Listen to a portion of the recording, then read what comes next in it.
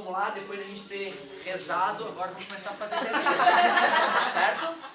Ô, galerinha, olha só.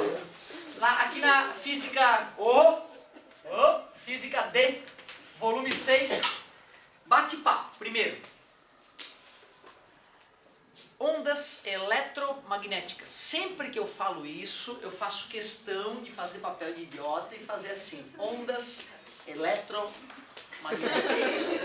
Por quê? Parece piada. Por quê? Porque na verdade a onda eletromagnética ela é feita de campo elétrico e campo que sempre são perpendiculares um ao outro.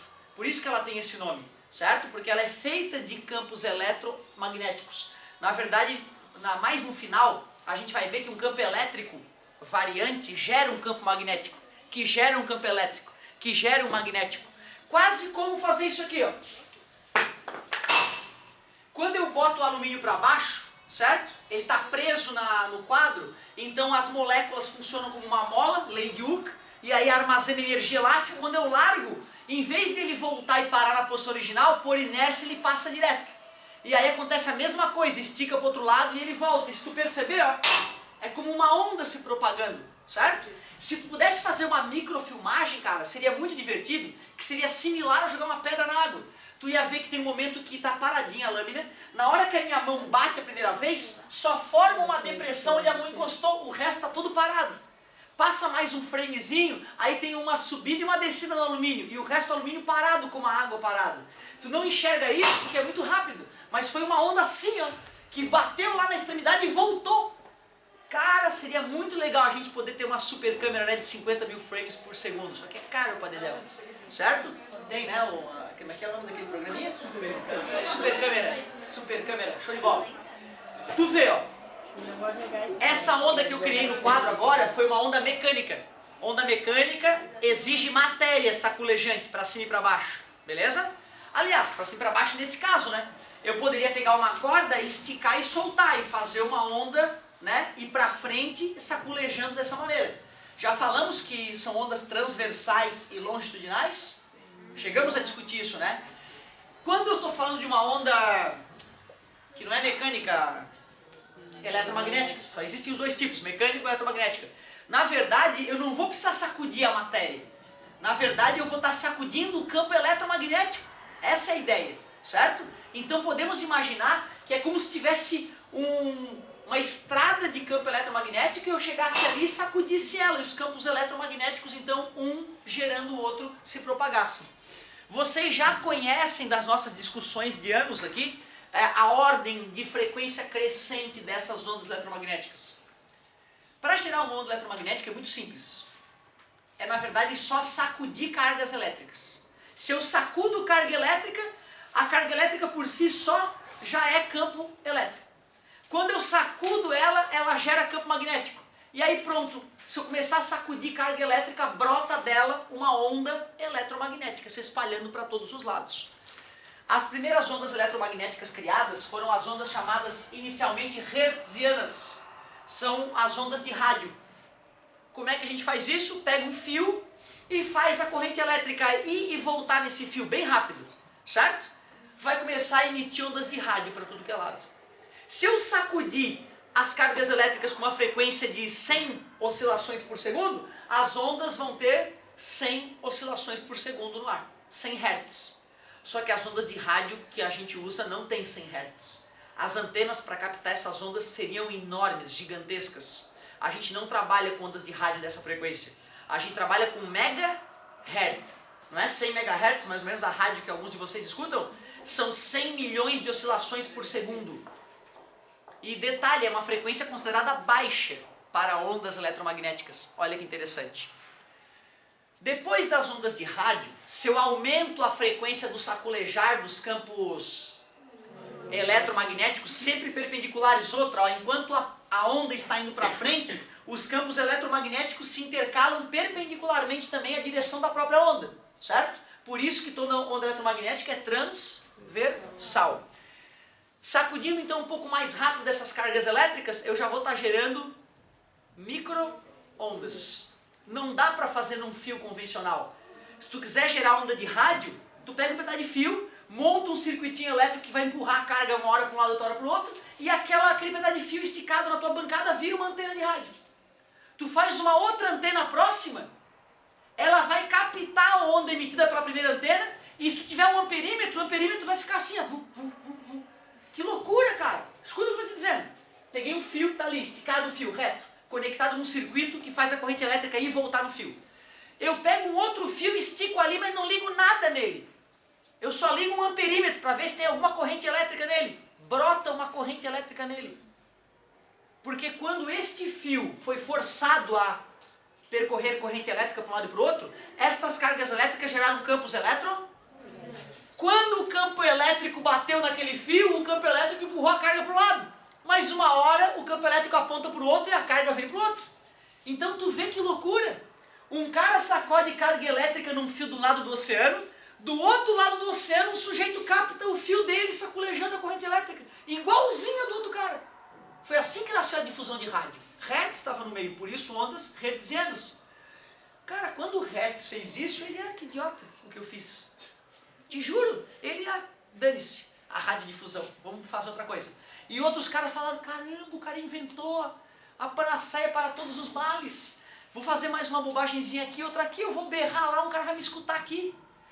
Olha que viagem, vou usar, já que o som é uma onda, eu vou usar algum tipo de aparelho para transformar a onda mecânica em onda eletromagnética, emito isso e aí começamos a transmitir som, que é onda mecânica, através de um sistema de transformar onda mecânica em onda eletromagnética, fizemos o rádio e depois telefone e começou a loucura, né? Lembrando que o telefone, na verdade, né, antes do telefone, o telégrafo, certo? Ele é os primórdios do que hoje é a internet, né? Mandar informação, receber informação. Concorda comigo? Bom, então tu vê, cara, não foi o cara que inventou o fenômeno, que percebeu o fenômeno, que acabou usando ele depois. Outros cientistas é que desenvolveram a radiodifusão, né? Imagina ele depois, os caras ganhando dinheiro com radiodifusão, e putz, eu achei que isso era uma babaquice, não veio pra nada, certo? Que viagem, né, cara? Que fala de criatividade, né? Genialidade num aspecto e inocência em outro. Se eu sacudir um pouco mais rápido, o fio derrete, esquenta, efeito Joule. Então as micro-ondas, nós só começamos a conseguir fazer a micro-onda artificialmente, porque na natureza existem corpos que emitem ondas de rádio. Na natureza existem corpos que emitem micro-ondas, mas o homem começou a imitar a natureza. Nós só começamos a emitir micro-ondas em laboratório quando fizemos válvulas eletrônicas especiais capazes de fazer as cargas elétricas sacudir mais velozmente de um lado para o outro do que no fio, certo? Então, enquanto ondas de rádio a gente gera sacudindo cargas em um fio, micro-ondas a gente gera sacudindo cargas em válvulas eletrônicas especiais. Vale lembrar que quando os caras estavam trabalhando com micro-ondas era para gerar câmera noturna de visão para tanque de guerra, certo? Porque a câmera de visão noturna, ela não é baseada em micro-ondas, tem que aumentar um pouco mais ainda a frequência. A câmera noturna, aquela que a gente compra para instalar em casa, de segurança, tal, ou até que é brinquedinho de criança, tem uns que é brinquedinho de criança, um capacetezinho que vem para a criança enxergar no escuro. Não tem explicação, mas tem isso, paga lá 200 e poucos pila, vem um capacetinho, aí a criança pode brincar no escuro, enxergando mal e porcamente, por infravermelho, na verdade, né? O aparelho capta infravermelho e transforma isso numa telinha, né, em uma luz visível, certo? Aí o cara quer guerrear, né? Pô, mas eu tô com o meu tanque de guerra, com infravermelho, capta infravermelho. O tanque de guerra do inimigo capta infravermelho. Se eu fizer uma luz que emite infravermelho, certo? Para ajudar a enxergar, ou mesmo querendo captar o infravermelho dos corpos, esse cara também vai me ver. Ele tem o mesmo equipamento que eu, né? Então eu preciso desenvolver um equipamento que trabalhe numa frequência diferente, assim eu vou conseguir ver ele à noite, e já que ele não conhece meu equipamento, ele não vai conseguir me ver. Meu equipamento novo, baseado em vez de infravermelho, em micro-ondas. O cara foi para a hora do recreio, chocolate no bolso, testou o aparelho todo feliz, o chocolate derreteu, e era um dia frio como hoje. O chocolate não podia ter derretido. Ele percebeu que aquelas micro-ondas estavam sendo absorvidas pelo chocolate, e nas contas dele não fazia sentido. Ele percebeu que a frequência das micro-ondas usada era exatamente a frequência de vibração natural da molécula de água. Assim, quando a micro-onda com a frequência adequada atinge a molécula de água, ela começa a oscilar mais ainda, certo? se transformou depois de alguns anos no forno que usamos todos na nossa casa, o forno de micro-ondas. Então tu vê, ó, o teu Wi-Fi da tua casa é micro-ondas, certo? Alguns satélites se comunicam com a Terra e as antenas da Terra com os satélites por micro-ondas. Então não pensem que o micro-ondas serve só para esquentar comida. Na indústria a gente usa micro-ondas para uma série de coisas, não só para fazer comida, beleza? Começamos com qual? Ondas de rádio. Aumentou a frequência um pouquinho. Micro-ondas. Caramba! Como eu queria poder sacudir ainda mais rápido as cargas elétricas, ou seja, os elétrons, para poder emitir uma onda com frequência ainda maior. Aonde isso acontece? O próprio átomo. O próprio átomo tem cargas elétricas oscilantes, concorda comigo? Então o átomo, cara, cospe radiação Só dele existir, só dele estar ali, ele está emitindo radiação eletromagnética, mas também tem que estar absorvendo, porque quando ele emite, ele perdeu energia. Se um átomo só emitisse e não absorvesse radiação eletromagnética, ele tenderia ao 0 Kelvin. Concorda comigo? Se eu estou com a minha temperatura estável agora e está saindo infravermelho de mim, parte desse infravermelho tem que ser reposto de repente pela energia química do meu corpo, mas com certeza vocês emitem infravermelho, parte dele bate no meu corpo e absorve um pouco também. Então tu vê que loucura, cara, agora eu estou cuspindo um tipo de luz que não é essa que tu está vendo, das minhas entranhas, e estou absorvendo um tipo de luz que vem de cada um de vocês também. Beleza? Estamos trocando calor por radiação agora. O cara que entra numa sala dessa vindo de fora, ele sente isso. Ele sente, ele vê, pô, que bafo. Ele falaria, mas não é porque está quente. Se ele botar o termômetro, ele vai ver que a temperatura é praticamente a mesma. Ele sente que tem realmente radiação, um tipo de luz que eu não estou enxergando vindo de vocês. Esse infravermelho vem de cada átomo. Quanto maior a temperatura do átomo, mais as moléculas vibram, maior a frequência do infravermelho emitido. Se eu esquento demais, chega até a emitir vermelho, quando o ferrinho do fogão fica rubro.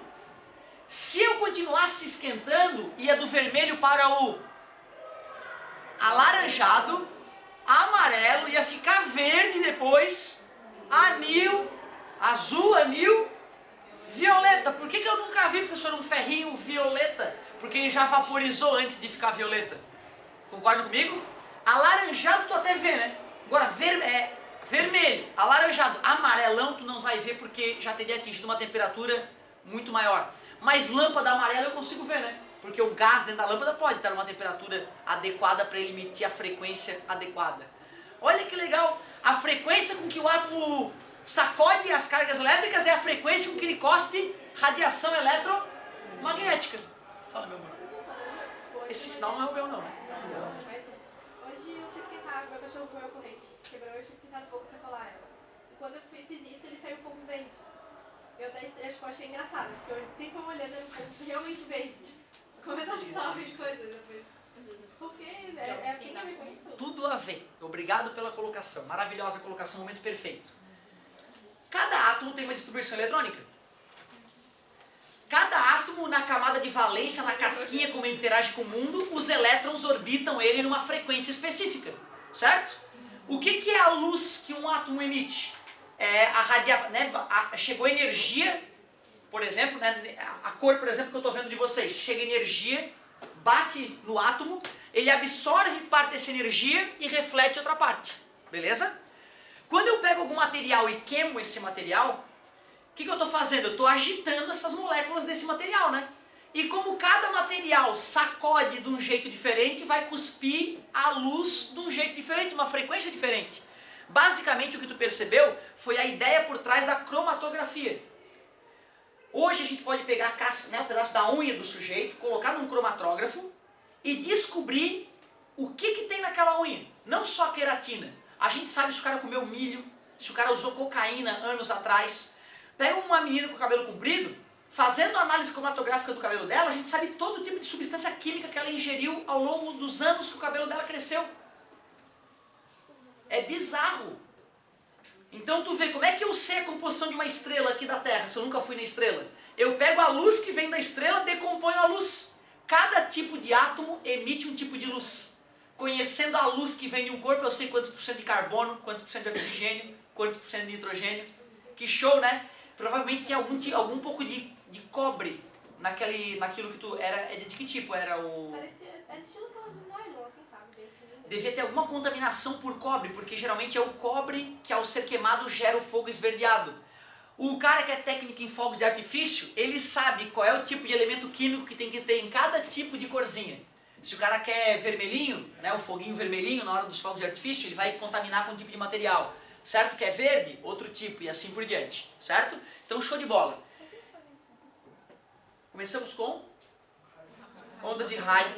Aumentamos a frequência, fomos para micro-ondas. Percebemos que para aumentar a frequência ainda mais, só se nós tivéssemos uma fonte de uma válvula atômica para sacudir. Só que o átomo é isso. Então nós vimos que o infra é emitido por todo tipo de átomo. A tabela periódica toda, cada átomo a uma determinada temperatura emite infravermelho.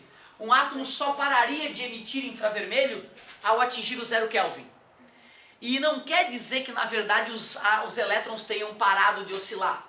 É porque os elétrons estão oscilando num nível tão baixo que eles não emitem mais radiação. Mas por incrível que pareça, mesmo no 0 Kelvin ainda há movimento atômico, certo? Na eletrosfera. Até porque senão a 0 Kelvin todo o elétron mergulharia no núcleo atômico, né? Para o elétron não ser tragado para o núcleo atômico, né? Já que os opostos se atraem. Então é porque mesmo no 0 Kelvin ainda existe uma vibração remanescente, só que ela não é perceptível, digamos assim. Te juro que até pouco tempo atrás, na minha cabeça, 0 Kelvin, o movimento atômico cessava, certo? Então é uma coisa delicada mesmo, né? Cuidado. Seria se o elétron fosse tragado pelo mundo. Aí, cada elétron, ao interagir com um próton, vira um novo nêutron. O próton e o elétron se anulam virando um nêutron. É o que acontece nas estrelas de nêutron. Quando a massa é absurda, a atração gravitacional é tão intensa, o átomo está tão esmagado que a eletrosfera implode. E aí então vira uma estrela de nêutron. Um corpo que tinha um volume imenso, do dia para a noite entra em colapso e vira um corpo minúsculo, altamente denso. A ponto de uma colher de chá do núcleo de uma estrela de nêutron, uma anã branca, pesar um navio cargueiro na Terra. Uma colher de chá pesando 100 mil toneladas. É isso que a gente tem no interior de estrelas de nêutron. Para mim também é difícil aceitar isso, né? É muito difícil. Se bem que se tu lembra que a eletrosfera é que dá volume para o átomo, né? Certo? E que sem a eletrosfera o átomo vai ficar pontual, né? Aí dá para ter uma noção do que a gente está falando, né? Certo? Ou seja, o ósmio, que tem 22 gramas por centímetro cúbico, ele é o material mais denso, parece pluma, perto do núcleo de uma estrela, né? É de nêutron. Muito louco isso. Deus é um bicho muito doente. Ô galerinha, né, criar essas estruturas, né, cara, é bizarro, difícil de acreditar.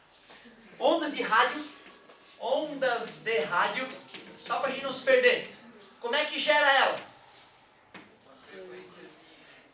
Faz o quê? Pega um fio, sacode elétron no fio, vai gerar ondas de rádio. Depois, pode ser no fio, né? Não, porque o fio aqueceria demais. Usamos uma válvula eletrônica especial, por isso que é mais moderno. 100 anos atrás, né, não tínhamos micro-ondas porque as válvulas não tinham a velocidade necessária para gerá-las. Temos agora?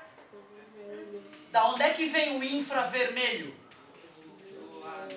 De todo o átomo, da própria oscilação do elétron em volta do núcleo atômico. Se eu quiser aumentar ainda mais a frequência, eu passo do infravermelho para o vermelho, concorda? E depois do vermelho, alaranjado, amarelo, verde, azul, anil. Isso. Violeta. Anil dizem que é viadagem do Newton. Acho uma sacanagem, certo? Só porque ele morreu virgem, coitado. Nada a ver. Então assim, ó, é o que dizem. Mas com todos os dentes na boca, aos 82 anos, em 1600 e cacetado, 1700 e cacetado. Porra, tu ter todos os dentes na boca, cara. Em 1700 e cacetado, pelo amor de Deus. Hoje o cara ter todos os dentes na boca, né? É raro. Imagina em 1700 e pouco, né? Então tu vê, o cara era... Hã? Sexo faz mal pros dentes. Adorei essa, conclusão perfeita, que nem a do pão, né? Perfeito. Sexo faz mal pros dentes. Então tu vê, ó. Tu olha o arco-íris, eu lembro que eu tinha dificuldade de perceber as cores. Mas cuidado, gente, se nós formos criteriosos pelo ponto de vista das ondas eletromagnéticas, não existe limite de cores. Entre a frequência do vermelho e a frequência do violeta, tu pode selecionar qualquer frequência. Então, tecnicamente, existem infinitas cores. Certo? Beleza? Se te perguntarem as cores do arco-íris, Beleza, vamos falar as cores clássicas em homenagem até ao gênio. Agora, a ordem pode ser cobrada, bicho. Não diretamente, quais são as cores do arco-íris na ordem crescente ou decrescente, não é isso? Mas eles podem te perguntar assim, qual cor, qual luz é mais energética? A luz azul ou a luz verde? Ele pode. Qual luz é mais energética? Qual luz tem mais energia? Pois então, já que a frequência está aumentando na ordem que nós estamos estudando, né, a energia também está aumentando, certo? Depois eu vou te mostrar a equaçãozinha que relaciona a energia da partícula de luz, chamada fóton, com a frequência desta luz. Então, aumentando a frequência, aumenta a energia. E faz sentido, né? Nós estamos nos aproximando dos raios X e dos raios gama, que nós sabemos, né, que são mais perigosos e, portanto, mais energéticos. Logo, vermelho é a luz menos energética. Alaranjado, amarelo, verde, azul. Era verde e azul? Então, azul é mais energética que a luz verde, certo? Então, eles podem te cobrar indiretamente essa ordem. Eu lembro que eu fiquei puto, pensar que vou ter que decorar as cores do arco-íris e a ordem certa. Isso. E já que a luz termina com violeta, já dá a dica do nome da próxima radiação. Ultravioleta. Pessoal, eu escrevi a luz grande, mas é falso. Se eu fosse fazer as letras proporcionais às faixas, ondas de rádio seriam letras garrafais, micro-ondas um pouco menor, infravermelho bastante, e luz seria uma faixa bem pequenininha. O que eu quero te dizer é que as irmãs da luz que estão por aqui nos atravessando agora, que nós não enxergamos, são em maior quantidade do que a luz. Tu enxerga uma pequena faixa do espectro luminoso. Tu enxerga só a casquinha do mundo, na verdade. Tem muita coisa acontecendo agora aqui nos atravessando, inclusive. O sinal do teu celular está funcionando.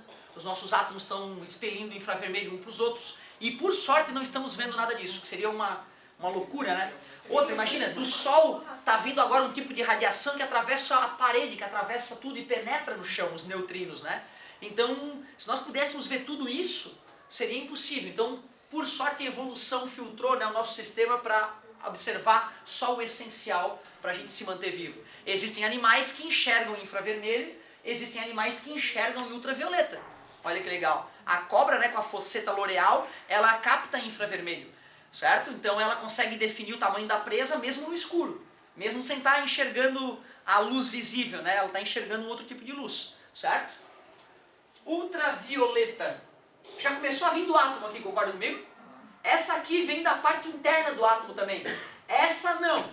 Essa vem só da casquinha do átomo. Por isso, né, que na hora que eu estou olhando a luz refletida pelo teu corpo, eu não estou olhando as tuas entranhas, eu estou olhando só a superfície mesmo, né? Nem embaixo da roupa eu consigo mais perceber. Com o infravermelho, tu já vê diferente. Se eu cubro o meu corpo, tu vai ver menos o infravermelho, mostrando que ele está vindo das tripas mesmo, da entranha, de cada átomo lá de dentro do meu corpo. Aliás, mais de dentro do que da casca, porque quanto maior a temperatura, maior a frequência, maior a intensidade do infravermelho emitido. Tem uma lei chamada Lei de Wien, que diz que existe uma relação entre o comprimento de onda do infravermelho emitido e a temperatura do corpo em Kelvin. É através dessa Lei de Wien que se faz uma pistola que é pistola de temperatura. Tu aponta a pistola para o objeto que quer medir a temperatura, ela te fala a temperatura do corpo. Porque ela pega a luz que vem do corpo, a luz infravermelha, e a partir dela calcula a temperatura. Por que isso é essencial? Em altos fornos industriais, que a temperatura lá é 5, 6 mil Kelvin, graus Celsius, tu não tem como botar um termômetro lá que ele explode. Então tu mede a temperatura pela radiação emitida pelo forno, certo? Uma pistolinha eletrônica, puf, vai lá e acha a temperatura. Beleza? Ultravioleta.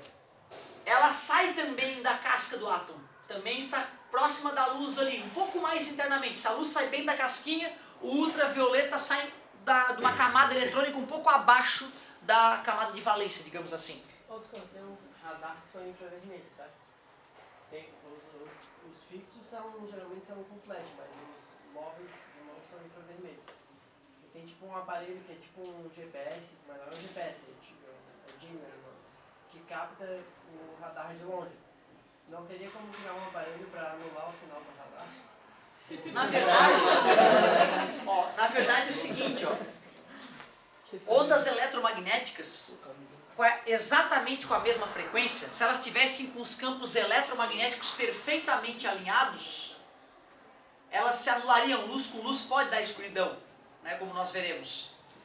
O problema é que se o meu radar eu faço ele emitir ondas eletromagnéticas aleatórias, pulsos aleatórios, um assim, outro assim, sem estar polarizado, o meu detector teria que magicamente conceber qual é essa aleatoriedade para emitir perfeitamente, justamente em cima do radar essa onda eletromagnética. Por isso que praticamente é quase impossível, a não ser que eu, fabricante do radar, secretamente forneça para a minha outra fábrica fantasma, com o meu laranja, que entendeu? Ou seja, o detector do detector do detector do detector do radar. Isso existe mesmo, tá? Então eu fabriquei um radar. Um cara vai lá, compra um radar daquele, desmonta, estuda toda a tecnologia por trás e fabrica o aparelho para detectar o radar, antes do cara tomar a multa. Aí a polícia pega um cara com essa porcaria, desmonta e contrata técnico para construir uma máquina que detecta o detector de radar. Te juro. Então a polícia tem detector de radar. É delicado, entendeu? Agora tu vê que loucura. E o senhor não tem o detector do detector? A coisa pode, exatamente, a coisa pode chegar nesse ponto. Por que não se investe mais nisso? Por causa da internet. Hoje tu vai na internet, baixa a lista da posição dos radares, toca ali o pau, né? Ou seja, e agora ele vai ver o radarzinho. O que é terrível se tu for pensar, né? O que é terrível, é ruim, certo? Eu lembro, eu tenho um primo que ele é tarado. Ou seja, antes de viajar, ele atualiza a lista. Ele vai lá, vê se o do GPS está batendo com a lista, vai nas redes sociais e fala, ó, polícia tal tem um cone agora que não parece radar, mas é radar. Tem cara de cone. Aí tem a foto já na internet, que é um radar disfarçado de cone. Ou seja, né, cara, os caras para poder pisar acabam... E o Waze, né, cara? Pelo amor de Deus, o Waze, você conhece o Waze, né? Sim. É o GPS social que ele chama, a rede social por GPS, né? Todo motorista tem o Waze, aí tu vê a polícia, tu vai lá e clica, polícia. Pronto, o cara que tem lá atrás, tem polícia lá na frente, meu carro tá com o PV atrasado. Puf, vai para outro lugar, entendeu? Tem um aplicativo também que ele avisa quando tá chegando no radar. Sim, não, esse é o clássico, esse a maioria dos radares já tem. Mas o Waze é bizarro porque ele te avisa inclusive de blitz, né? Porque é o próprio internauta que tá ali que cutuca um outro e fala, ó galera, aqui tem blitz, né? Bizarro. Então assim, ó, o mais importante nesse caso é o cara fazer as contas que nós fizemos lá desde o primeiro ano e mostrar que de andar 80 para andar 140 numa viagem relativamente curta, tu ganha meia hora, cara, não dá tempo de tomar um chopp quando tu chega antes, entendeu? Não dá tempo de tomar um cafezinho. Então vale a pena andar, e se quiser dar pau, pô, tá cheio de competição massa. Tem competição em autódromo, competição em praia no Brasil. Aí tu prepara o teu carro e moe o carro, cara, e detona, que é gostoso, pô, eu gosto de adrenalina. Se eu tivesse grana pra preparar um carro e brincar de arrancadão ali, pô, esse final de semana eu vou gastar 20 mil, cara, uou, show! Eu adoraria fazer isso, né? Agora o que não dá é tomar uns tragos, sair esmirilhando por aí e ainda se programando pra não ser multado, porque uma hora a coisa explode, né? A coisa explode. E mesmo que não dê pau, tu sabe, né, cara, eu dormi no volante e quase morri. 7 de janeiro de 2005, jamais eu me esqueci. Acordei com o barulho do ferro retorcido à minha volta. E por sorte eu não matei ninguém, cara. Que se eu tivesse matado alguém, eu acho que jamais presta a vida do cara, né? Pô, de repente tu lembra, puta, eu matei uma pessoa. Isso deve ser uma coisa terrível, né? Abençoado de estar aqui com vocês e não ter me matado. Isso que eu perdi amigo, tomei um monte de cagaço, fui avisado 1000 vezes e eu mesmo me avisava. Quando eu chegava exausto em casa das baladas, às vezes. E assim, não bêbado. Não. Tranquilaço, às vezes até assim, ó, tinha dormido já. Tranquilaço, vou ir trabalhar, mas exausto, a ponto de às vezes me pegar quase piscando no volante, sabe? Eu às vezes chegava e pensava, Otávio, um dia tu vai morrer nessa merda desse volante. Eu sabia que ia acontecer, tu vê, né, cara, como a gente é burro, né, cara? Então tem que ficar ligado, cara, como é triste perder amigos e deixar de repente a tua mãe sem um filho, né, cara? Isso é uma coisa que não tem conserto. Então, porra, táxi, né, bicho? Táxi é uma coisa fantástica. Em 5, racha em 4, 5, sem top no táxi, né? E aí tu te deixa já no hospital, se for o caso, tu não mata ninguém, cara. Tu viu em BH a bolacha que eles inventaram? Muito legal aquela bolacha. Tem a propagandinha esses dias, me mandaram no WhatsApp, eu acho. Em BH inventaram uma bolacha de chopp, assim, que fica embaixo do copo, né? Que de um lado tá assim, se bebeu não dirija. É um ímã. E no copo também tem um ímã, só que com polos opostos. Então quando tu vai botar o teu chopp na bolacha, a bolacha corre pro lado. Pô, tu acha que tu tá bêbado, né? Que merda é essa? Aí tu vai, ela... Aí tu, pô, que porcaria, aí tu pega a bolacha, olha ela, quando tu vira de lado, tá escrito outra coisa. Bebeu, chame um táxi. Certo? E aí quando tu bota o bebeu, chame um táxi pra cima, aí ficou norte com súplica, aí nem precisa encostar o copo, né? A própria bolacha já vai pro copo. Mas tu vê, lançaram isso em BH, mas não avisaram pra ninguém, pra rolar uma interação, né? Que uma coisa é uma coisa que tá escrita ali e tu... Foda-se, eu vou levar essa bolacha pra casa, tá bonitinho. Né? Outra coisa é a coisa se mexer, né, cara? E tu interagir com ela e tem um recadinho ali, né? Certo? E ainda tem os 10% de desconto na conta quando tu pede o táxi. Aí ficou elas por elas, meu querido.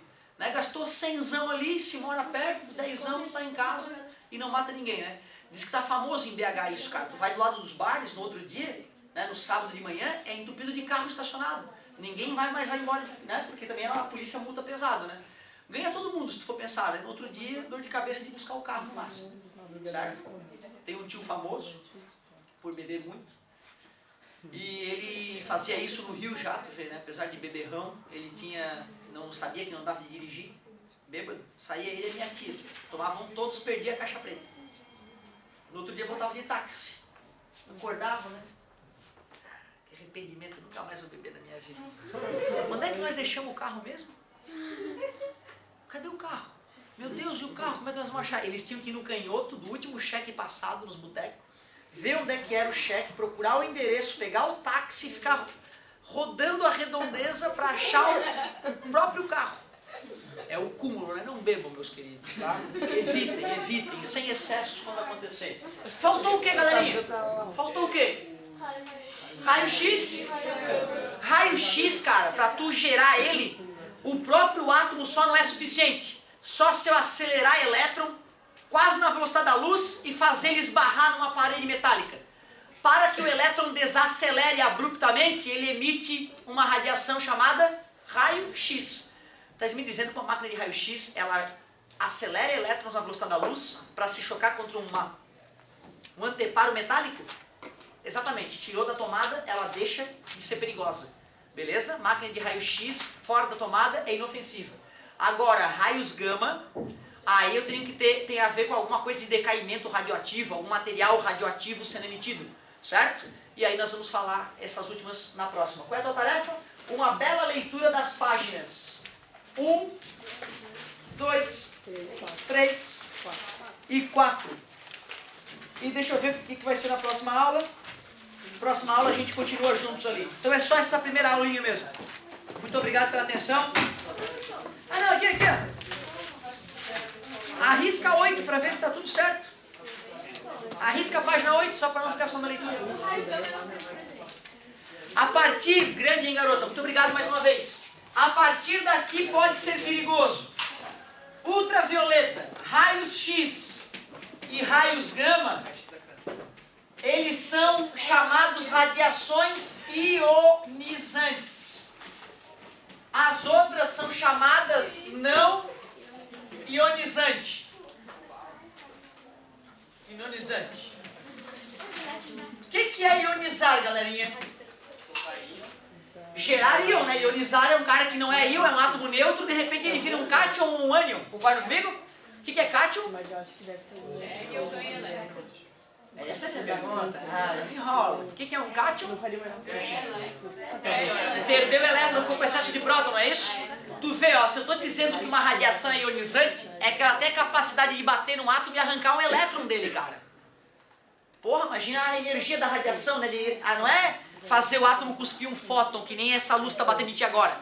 A luz que está batendo em ti agora está fazendo a superfície da tua pele emitir fótons. Diferente da radiação bater em ti, tu perdeu um elétron. A pancada é muito mais violenta. A partir de ultravioleta, tomem cuidado. Ultravioleta, raio-x e raios gama são radiações ionizantes. Pode arrancar partícula do teu corpo. E se pode arrancar elétron, pode danificar o DNA da célula. E se arrancar a parte que controla a divisão celular, podemos ter um câncerzinho, um tumorzinho. Porém, Não, o que eu vou te falar agora, cara, não tem preocupação nenhuma, tá? O que eu vou te falar agora não tem preocupação nenhuma. Mas se a gente tirar da próstata da gurizada jovem que vocês são, ou da mama das meninas, células, e formos fazer uma análise, tem célula cancerígena. O problema é que o corpo saudável, que é o corpo de vocês, dá conta dessas células que começam a se reproduzir anormalmente. Vai lá e vai eliminando, certo? A pessoa, para poder ter um tumor, além de sofrer algum tipo de ataque, digamos assim, né, que é um ataque que pode acontecer naturalmente na natureza, o corpo também tem que estar descontrolado para não conseguir gerenciar essas células, beleza? Mas tu vê, o oncologista ele fala isso. Todo mundo tem a célula cancerígena, em pequena quantidade. E o organismo dá conta do recado, entendeu? Por isso que está muito relacionado também com a maneira como tu vive a tua vida, com o teu estresse, com o teu estado de espírito, né? Certo?